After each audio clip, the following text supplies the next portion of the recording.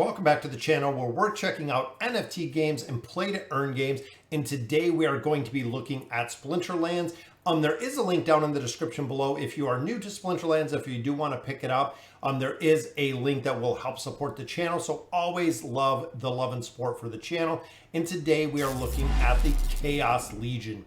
So the Chaos Legion, we are probably 15 days away from the general sale. As you can see here, we are 46.53% completed for the general sale. If you're not participating or if you do have any extra vouchers, and feel free to send them over just if you want to. I'm going to pick up a couple packs. As you can see here, I do not have many vouchers because still relatively new to Splinterlands. But today we're going to be looking at the Chaos Legion cards and also the Earth deck that I put together that has been faring very, very well as of now.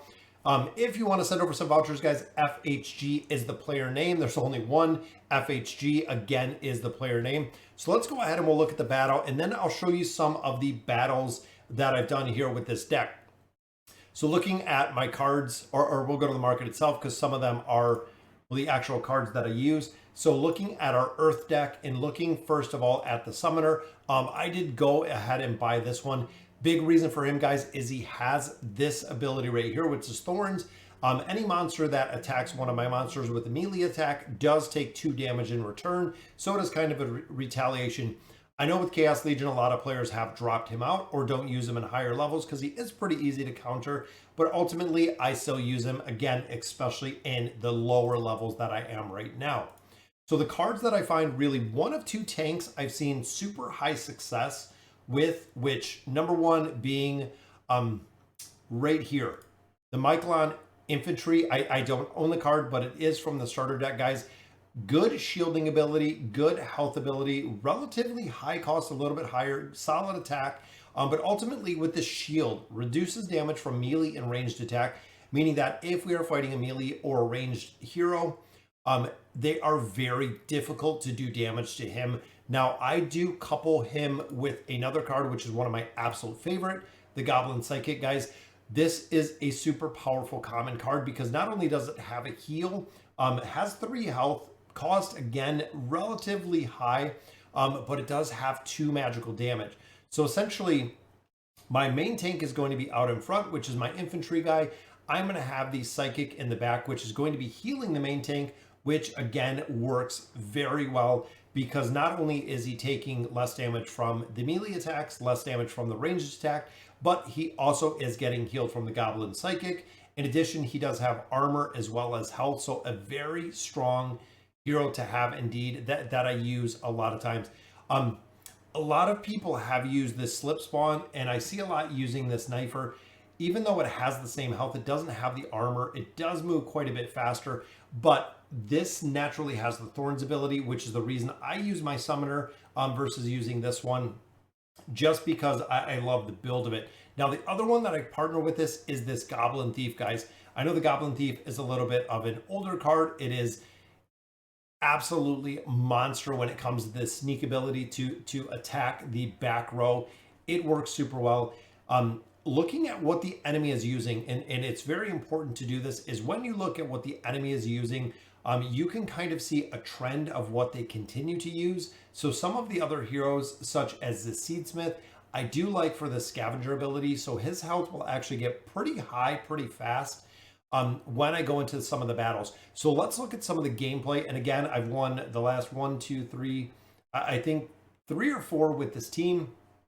So looking at this one, we're going to go ahead and we are going to replay this battle, guys. So again, using Mylar with the Thorns ability, and this is the build that I have. So you can see pretty tough team here. Most of these are the newer cards. We also do have the Shield Bearer in here, so a very heavy tank. We also do have the Chaos Knight in here, which has that same ability that I do, the shielding ability, which again is very tough to get through. But the big thing you're going to see here is with the Thorns ability that everybody has is going to make a big difference. So looking here, we'll just slow it down a little bit. So bam, takes out a first target. In turn, the armor comes off of some of these heroes. There's the Thorns ability, guys. Takes 1 damage on this side. And of course, we have to burn down the tank. But as you can see right there, the Goblin Psychic just did throw up a heal. And I also do use the Mantoid. Very nice for that snipe ability. So we have the snipe ability, and we also do have that sneak ability, which we see over here. So attacking the last monster.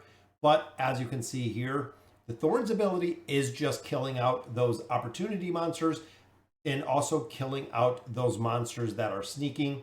Again, mitigating the damage there.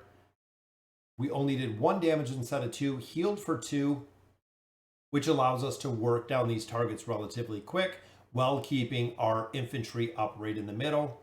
You can see, boom, we took out the big shield bearer.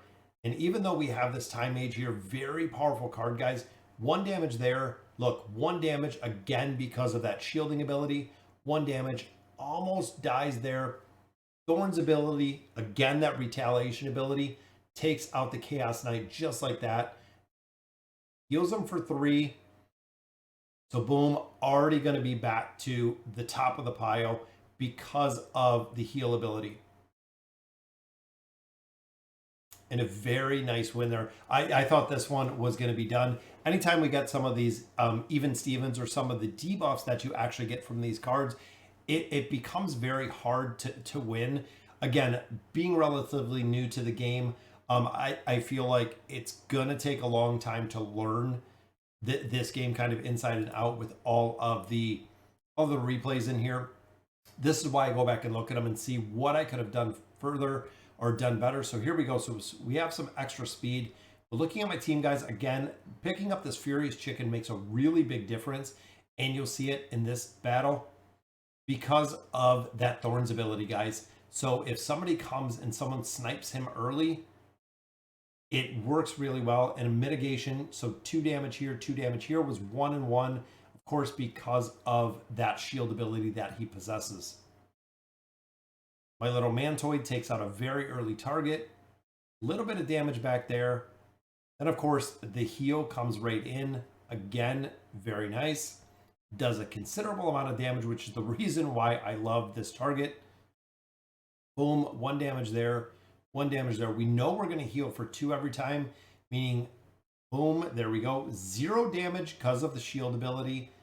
Did damage with that Thorns ability, which is still, in my opinion, very overpowered. Healed to full again, taking out the target absolutely flawlessly. Very cool to see that they can almost not hurt him at all, which again is kind of cool. Here we go, no damage on that one. The Thorns ability killed out the target, just leaving us with the pixies left. And again, healed to full health. Absolutely flawless. Didn't even take out any of my heroes, only broke the shield on my main hero.